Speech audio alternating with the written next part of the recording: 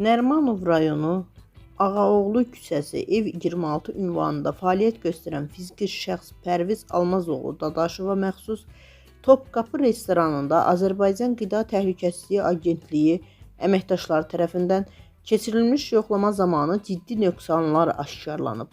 3.az xəbər verir ki, bu barədə Azərbaycan Qida Təhlükəsizliyi Agentliyi məlumat yayıb.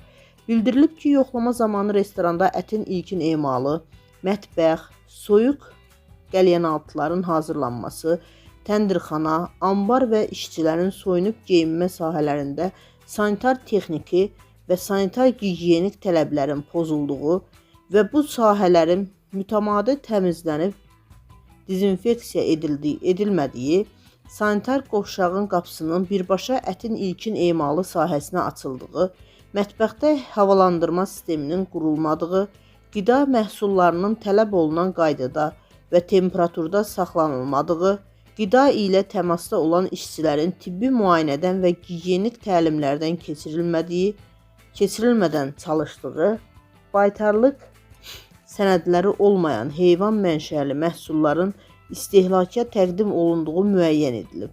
Emal olunmuş məhsullardan nümunələr götürülərək laborator müayinələrə cəlb olunub.